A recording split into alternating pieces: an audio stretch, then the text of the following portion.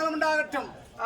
கடவுள் என்று பாதத்தை பணிந்தனால் எந்த ஒரு குறையும் இல்லாமல் சுபச்சேமத்தோடு சுகமாக வாழ்வாய் என்று ஆசீர்வாதம் பெற்றுவிட்டேன்.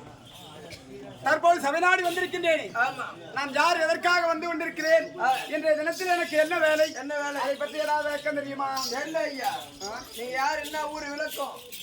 என் மேனியை பார்த்தால் வேலைலாம் ஒரே பாம்பா இருக்குது. ரெண்டு தவுக்கிட்டான் பூச்சி கொடுத்தா கூட திருவிழு கிடக்கும். இது தவுக்கிட்டான் பாம்பா? இது அது நல்ல பாம்பா? அது நல்ல பாம்பு. உனக்குதான் கண்ணு தெரியல. என் வேகத்தில் இருக்க முடியாத பாம்பு நல்ல பாம்பா? இது நல்ல பாம்புன்னு எப்படி நான் நம்புறது? அப்புறம் இது நல்ல பாம்பு இல்லாத வேற எது நல்ல பாம்பு? தண்ணியில போகுது பாரு, அதான் நல்ல பாம்பு. அது கடிச்சா சுண்ணாம்பு வச்சா சரியா போயிடும். ஆனா இது கடிச்சு ஒரு 5 நிமிஷம் தான், அதோட நுர தள்ளி செத்து போயிடுவேன். ஆமா, 108 வரத்துக்குள்ள இவன் போடுவான். அதனால தண்ணியில போறது நல்ல பாம்பு. இது விஷ பாம்பா? பகவான் வருகிறார். ஆடை ஆபரணங்களோடு மேடு எங்கும் தங்க நிறமாக ஜொலிக்கிறார். ஆனா உன்னை பார்த்தால் ஒரு பகவான் ப்ளூ கலர்ல இருக்கிறாரு. ப்ளூ கலர் உனக்கு வாயில வச்சாங்களே, செவ்வான வேற என்ன வச்சாங்க? சூத்துல வச்சு அகம்பாவும் கொண்டு அழிகிறான்.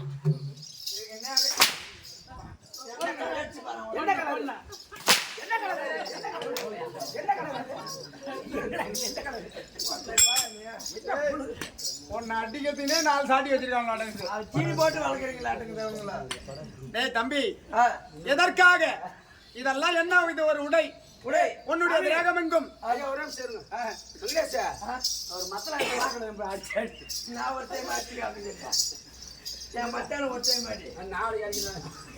திரேகமெங்கும் பாம்புகளாக இருக்கிறது. ஆமா, நீ என்ன கடவுள் ஒன்றும் விளக்கம் புரியவில்லை அப்படின்னு நினைக்கிறியா? இது என்ன எலி குத்தாங்க? எலி குத்திட்டு அது என்னது? அதை எடுத்துட்டு போற எலி குத்துறதுக்கு? நான் பார்த்ததெல்லாம் 2 நாக்கு சிலா போல. நீங்க வச்சுக்கிட்டு 3 நாக்கு இருக்குது. இந்த இருட்டுல மழை வேற பேஞ்சிட்டு இருக்குது. ஆமா, ஒரே குத்துல 3 எலி ஒரு சைடிஷ்க்கு வச்சுக்கலாம். இது எலி குத்துற சோளமா? இது முதல்ல யாருன்னு தெரிஞ்சுக்கோ. யாருங்க? ஆக்கல், அழித்தல், படைத்தல். பாத்துக்கிட்ட மத்தலக்காரா, ஆக்கெடுத்து அரிக்கெடுத்து தின்றது தீனி பண்டாரம். Brahma, Vishnu, Rudran, water class. அதுல 30 கர்த்தாக்கள் இருக்கபடியான திரிசூலம் அரி, அயன், அரண். புரியுதா? ஆக்கல், அழித்தல், அழித்தல். ஆமா, என்ன அதான் எடுத்து கிளம்பிட்டான். நான் என்ன சொல்லிட்டு இருக்கேன், மறுபடியும் எடுத்துட்டு கிளம்பிடுன்னு சொல்றேன். ஒரே குத்து தான் சைடிஷுக்கு. இது எலி குத்தா தம்பி? உன் குடும்பத்தை வேரோடு கருவெடுத்துரும். வேணா ஐயா, நீங்களே வச்சுக்கோங்க. இப்பதான் ஒரு குழந்தை பிறந்திருக்குது. ஒரு நாளைக்கு நல்லா இருக்கிற மாதிரி பாரு. வேணாம் வச்சுக்கோங்க ஐயா. இது எடுத்துட்டு போற எலி குத்தனி? எலியும் தேவையில்ல, எனக்கு சைடிஷும் தேவையில்ல.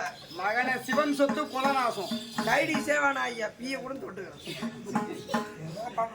நீ சின்னதா ஒரு பொருள் எடுத்தாலும் என்கிட்ட இருந்து அதோட சரி உன்னுடைய வர்க்கத்தையே அழிச்சிருவோம். ராஸ்கல், நான் எடுக்க மாட்டேங்க. சரிங்க, புரியுதா? தற்போது சபைநாடி வந்திருக்கின்றேன். சாமி, சந்தேகமா இருக்குதுனால சாமி அது உட்கார்ந்து இருக்கிறது. அது இளைய மனைவி கங்காதேவி. உங்க சின்ன பொண்டாட்டியா? ஆமாம். எப்பயுமே மேலதான் இருப்பாங்களா? எப்பொழுதுமே சிரசில் இருப்பாள். தேவைப்பட்டால் இன்றைய தினத்தில் இறக்கி விட்டுறேன். பாக்கலையா? இன்னைக்குதான் இறக்கி விட்டு அவங்க பீரா கலந்து போடுறாங்க. உங்க பொண்டாட்டி இறக்கி விடுறீங்களா? இந்த பாத்ரூம், அந்த யூரின்லாம் எப்ப போவாங்க? அதுக்கெல்லாம் இறக்கி விட மாட்டேன்றீங்களா? எப்பொழுதுமே தலைமையில இருந்தா அதெல்லாம் சாமிக்கு விடுதா? வராது. நரை, திரை, பிடி, மூப்பு, சாக்காடு. நரை, திரை அப்படின்னா என்ன சாமி? இந்த ரோமமாகப்பட்டது நரைக்காது, மயிர் நரைக்காது. ஆமாண்டா டேய். பசி என்பது எடுக்காது. தூக்கம் என்பது கிடையாது. காலையில் கண்டிப்பாக இட்லிக்கு வந்தா வெட்டி விடுவேன் மகனே. பசியே எடுக்காதா? தேவர்களுக்கு சொல்றேன், பசி என்பது கிடையாது. இதோட 2 பேர் சொல்லிக்கிறாங்க, பாத்துக்கனா. இட்லி அவங்க கணக்குல கைச்சிடு. தூக்கம் என்பது கிடையாது. தேவர்களுக்கு மலஜலம் என்பது கிடையாது. அப்ப தேவர்கள் தேவ அமிர்தம் உண்டவர்கள். இந்த பாத்ரூம் மூத்திரம் பேய மாட்டீங்க, எதுவும் வராது. புரியுதா? சரி, பாத்துக்கிறேன். என்னுடைய தேகத்திலே சரிபாதி எடுத்துக்கொண்டு நாள்தோறும் அனல விடுக்கக்கூடியவள் பார்வதா தேவி. ஆமா, அவள் கொடுக்கும்படியான அனலை இவள் சிரசிலே இருந்து ஜலத்தை கொட்டி உஷ்ணத்தை தணிக்கக்கூடியவள் கங்காதேவி. கங்காதேவி புரியுதா? இளைய மனைவி. சரிங்க. அதுதான் ஊர்ல சொல்லுவாங்களே, பொண்டாட்டிய தலைமால தூக்கி வச்சுட்டு ஆடாதரா புது பொண்டாட்டின்னு. யார சான்றது அது? அது உங்களை சார்ந்தது. தலைமால தூக்கி வச்சுட்டு இருக்கிற கடவுள் நான் தான். உங்களை பார்த்துதான் எல்லாம் ஊருக்கு சொல்றாங்க. புரியுதா? மற்ற விளக்கம் எனக்கு தெரியாது. தெரியாதுங்க.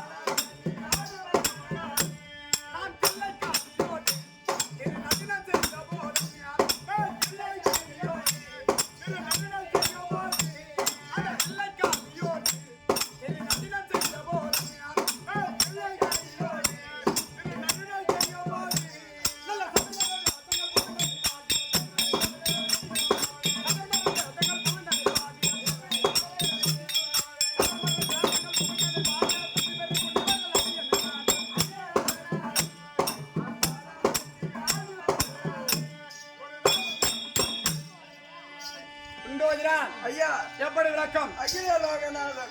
அகில லோகநாதன் என்று சொன்னேன். ஆமா. அகில உலகத்திற்கும் என்ன? அகில உலகத்தில் இந்த 14 உலகத்தில் வாழும்படியான அனைத்து சிவராஜிகளுக்கும் கல்லுக்குள் இருக்கும் தேரைக்கும் வயிற்றுக்குள் இருக்கும் சிசுவுக்கும் முட்டைக்குள் இருக்கும் கருவுக்கும் யானை முதல் எறும்பு கடை 885 ஜீவஜந்துகளுக்கும் யானை முதல்ல வச்சு எறும்பு கடை வைக்குதாங்க ஐயா. யானை முதல்ல வச்சு எறும்பு கடை வைக்குதா? யானை முதல்ல வச்சு எறும்பு கடை வைக்கிறடா. உருவத்தில் பெரிய ஜீவன் யானை, உருவத்தில் சிறிய ஜீவன் கொசுவா இல்ல எறும்பு.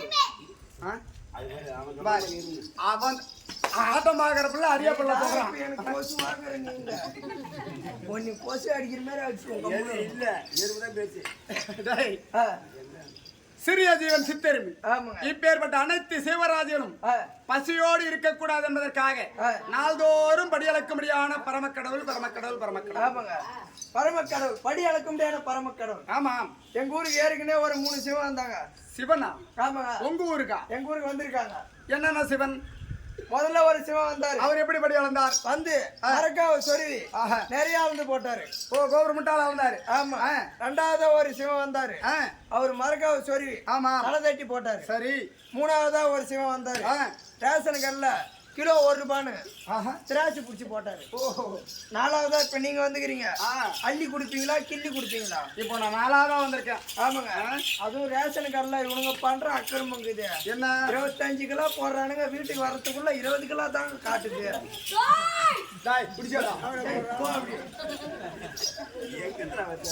அது சங்கிலி பிச்சுக்கிட்டு வந்துட்டு. நான் நிறைப்படி அளப்பவன் கிடையாது, குறைப்படி அளப்பவனும் கிடையாது. பிச்சாவும் ஏன் அவன் உயிரை வாங்கிட்டு இருக்க? டேய், அவள் செய்யும்படியான வேலைக்கு உழைப்புக்கேற்ற ஊழியத்தை அளிக்கும்படியான கடவுள். உழைப்புக்கேற்ற ஊதியம். முன்னாடத்துல இருந்து கட்டிக்காரன் ஆடுற. ஆமாங்க. மரம் கட்டலாம் சாட்டியால உதவாங்குற. உனக்கு கொடுக்குற கூலி தகும். ஆமாங்க. புரியுதா? என்னதான் வாஜியார்னு சொல்லிட்டு இருந்தாலும் இவ்வளவு நேரம் படுத்து தூங்கிட்டு வரேன். படுத்து தூங்கிட்டு வந்து ஒரே ஒரு பொண்ணு வேசக்கிறேன். நான் வந்தேனே அப்படின்னு ஆட்டு போய் படுத்துக்கிறாங்க.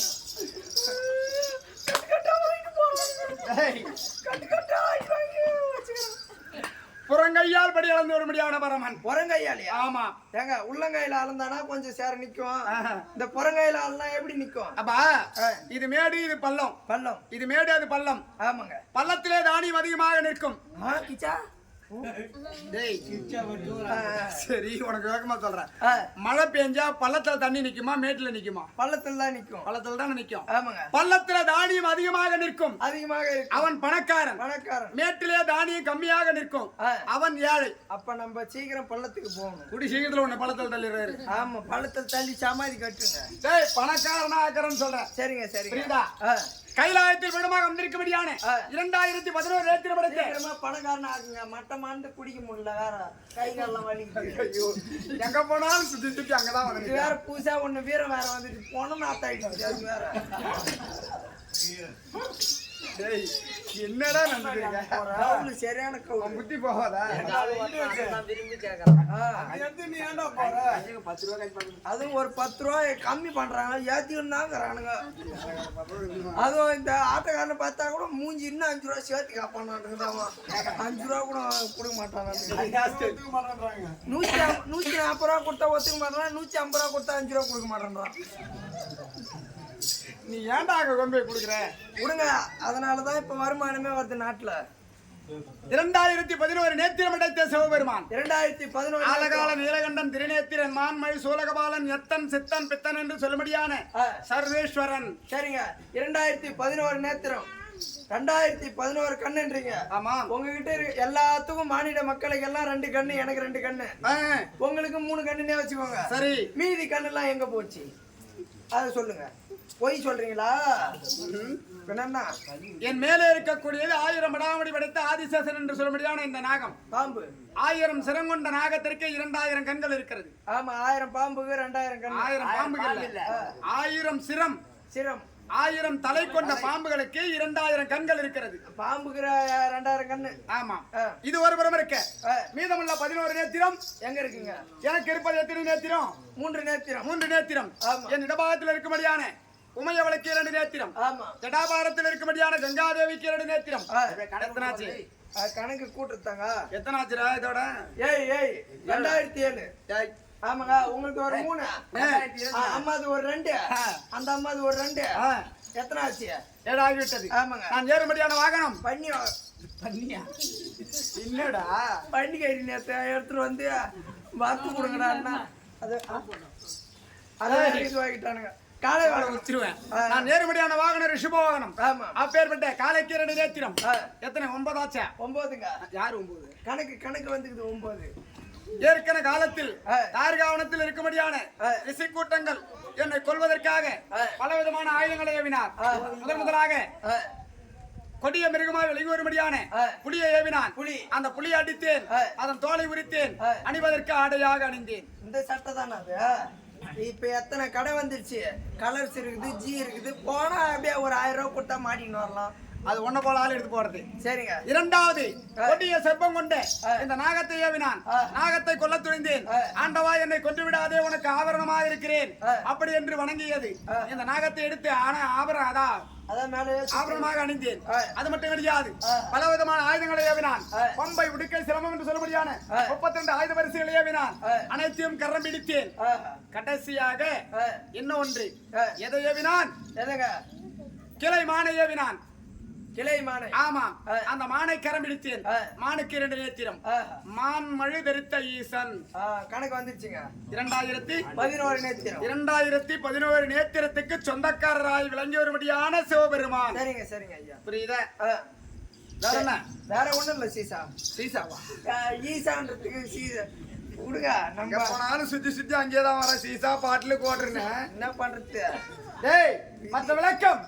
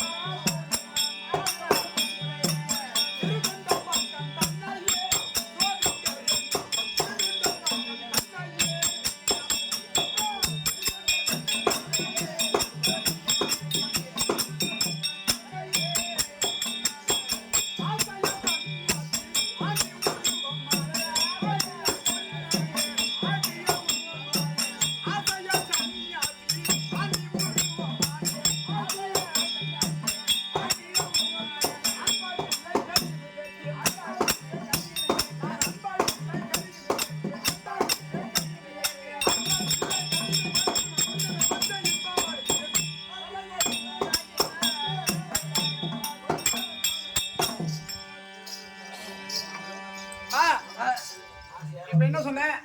என்னங்க தேசமெல்லாம் புகழும் மாசில்லா குணமுடைய ஆமா தலைவரா ஒரு 10 பேர் தான் சத்தம் போட்டேன். திருவெண்காட்டை ஆண்டு வரும்படியான சிறுதுண்ட பக்தன் என்று சொல்லும்படியான பக்தனாக வட்டவன் அன்னக்கொடி ஏற்றி நாள்தோறும் 1000 சங்கமர்களுக்கு அமுதளித்து வந்தான். அன்னதானம் செய்து வந்தான். அப்படி அன்னதானம் செய்கின்ற நேரத்திலே இந்த சிறுதுண்டனை சோதிக்க வேண்டும் என்று நான் என்ன செய்தேன்? என் மாயையால் எந்த ஒரு சாமியாரும் இல்லாமல் படிக்க நான் செய்து விட்டேன். நீங்க செய்துட்டீங்க. ஆமாம், யாருமே இருக்க கூடாது. ஆம், அப்படி செய்து நான் என்ன செய்தேன்? நானோ ஒரு சாமியாராக, நீங்களே ஒரு சாமியாராக கரத்திலே திருவோடு எடுத்துக்கொண்டு விச்சாந்தேகி என்று வீதி வீதியாக வந்து கொண்டு வந்தேன். அப்படியே வீதி வீதியா வந்து அந்த வீதியாவே வரீங்க. ஆமாம், சிறுதுண்டனாகப்பட்டவன் பார்த்தான். என்னடா இன்றைய தினத்தில் ஒருவர் கூட சாப்பிடுவதற்கு வரவில்லையே, என்ன செய்வது? அப்படி என்று சரி வீதியிலாவது சென்று பார்க்கலாம், யாராவது வருகிறாரா என்று பார்க்கலாம். அப்படி என்று வருகிற பொழுது நான் முன்னால் வந்தேன். என்னை பார்த்து, ஐயா நீங்கள் ஒருவராவது வந்தீர்களே, அதுவே போதும். என்னுடைய இல்லத்திற்கு வந்து ஒருவேளை உணவு உண்டு, என் விரதத்தை முடித்து வைக்க வேண்டும் அப்படி என்று சொன்னான். சரி வருகிறேன், உங்கள் வீட்டில் என்ன சாப்பாடு என்று கேட்டேன். 32 காய்கறி பதார்த்தங்களோடு சமைச்சு வச்சிருக்கேன். 32 காய்கறி பதார்த்தங்களோடு சமைத்து வச்சிருக்கிறேன், வாங்க அப்படின்னு கூப்பிட்டான். பேசாத பேசாத தலைவர். நான் மரகரி புசிக்கும்படியான சாமியார் கிடையாது.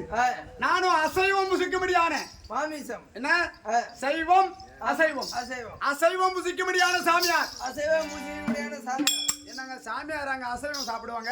அதானே பால் சாதம், தயிர் சாதம், இல்ல ஒரு லெமன் சாதம் இதான சாப்பிடுவாங்க. நீ என்ன அசைவம் கேட்கிற? கவுச்சே ஆகாது அவங்களுக்கு. ஆமா, இது ஒன்னால கொடுக்க முடியாதா? இல்ல நான் போறேன். முடியாது என்று சொல் போறேன் அப்படின்னு சொன்னேன்.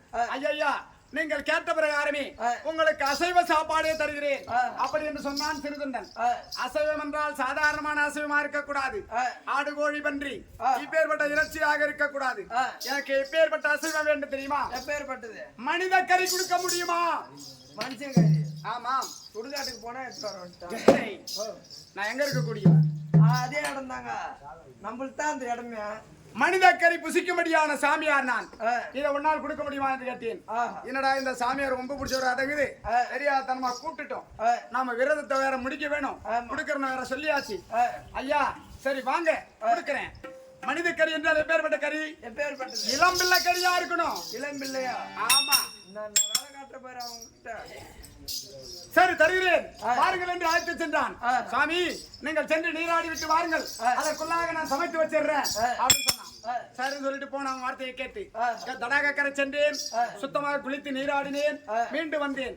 வந்த உடனே இலையை எடுத்து போட்டா குடல் கறி தலைக்கறி தனித்தனியாக பாகம் பிரித்து இலையில் வைக்கிறான். சாப்பிடுங்கள் என்று சொல்கிறான். என்னடா இது? இந்த உலகத்தில் பிள்ளைக்கறி எப்படி கிடைக்கும், எப்படி சமைச்சிருப்பான் அப்படி என்று பார்த்து நான் என்ன சொன்னேன்? இதை சாப்பிட வேண்டுமா? உன்னுடைய பிள்ளையை கூப்பிடு. என் கரத்தினால் ஒரு பிடி அள்ளி அவனுக்கு ஊட்டி விட்ட பிறகு அதன் பிறகுதான் நான் சாப்பிடுன்னு சொன்னேன். கண்ணெல்லாம் கலங்குகிறது. ஏன் கண்ணு கலங்குது? தனக்கு இருந்த ஒரே மகனாய் விளங்கி வரும்படியான சீராளனை தன் மனைவியாக விளங்கி வரும்படியான வெண்காட்டு நங்கை கழுத்தை பிடிக்க கரத்தில் வாழை எடுத்து கழுத்தை அறுத்து குடல் கறி தலைக்கறி என்று தனித்தனியா சமைச்சு வச்சுட்டான்.